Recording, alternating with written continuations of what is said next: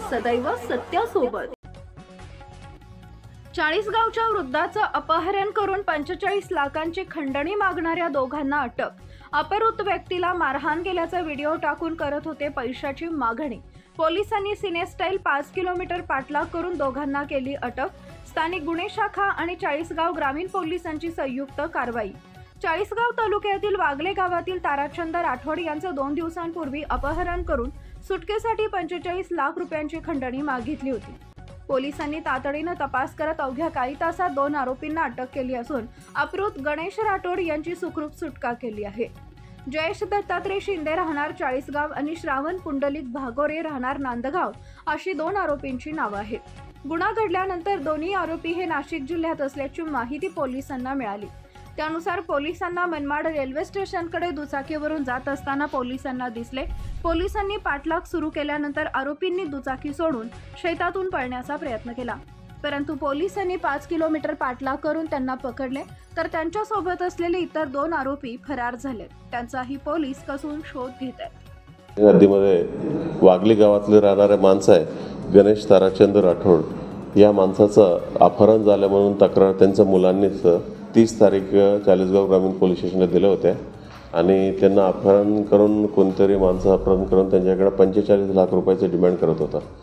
मग गुन्हा दाखल झाल्यानंतर आम्ही गोपनीय माहिती आणि तांत्रिक तपास दोन्ही करून नांदगावात राहणाऱ्या 2 माणसांना चेस करून आपल्या पोलीस टीमने पकडलं आहे आणि दोन्ही माणसाचं नाव होतं, एकांचं जयेश पाटील आणि दुसऱ्यांचा श्रावण भागोरे।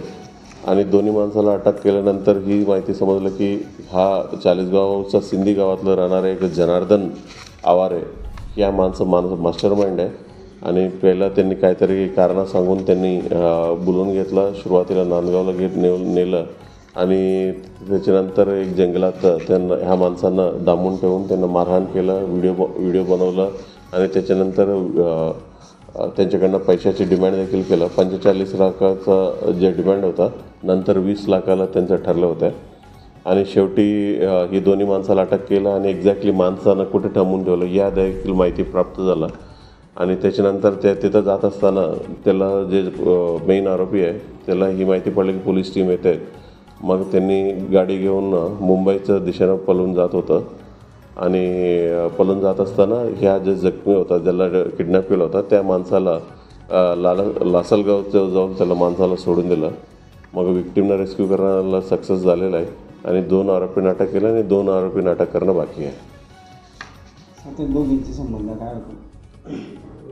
दोघांचे संबंध असा आहे, हा जे विक्टिम आहे गणेश ताराचंद राठोड हा लोकांना पैशाची पाऊस पडून देतो किंवा डबल इंजन साप असं काहीतरी कारणं सांगून म्हणजे याच्यापूर्वी पूजा वगैरे करतो असं कारणं सांगून त्यांनी पूजा वगैरे करायचं आणि नंतर शेवटी काही रिझल्ट भेटायचं नव्हतं म्हणून ह्याच्यापूर्वी 2-3 वर्षापूर्वी असंच कारणं सांगून काय पैसा घेतला आणि पूजा वगैरे केला, त्याच्यामुळे काय सक्सेस नाही भेटला म्हणून त्यांचा दोष होता आणि त्यांच्या कारणामुळे त्यांचा पैसा गेलेला आहे असा या विषय होता। बट पैसा गेलेला रक्कम कमी होता तेव्हा, बट आता त्यांचा किडनॅप करून खूप जास्त अमाऊंट त्यांनी मागणी वगैरे करायचं ही रिलेशन होतं। Subscribe now and press the bell icon. Never miss an update.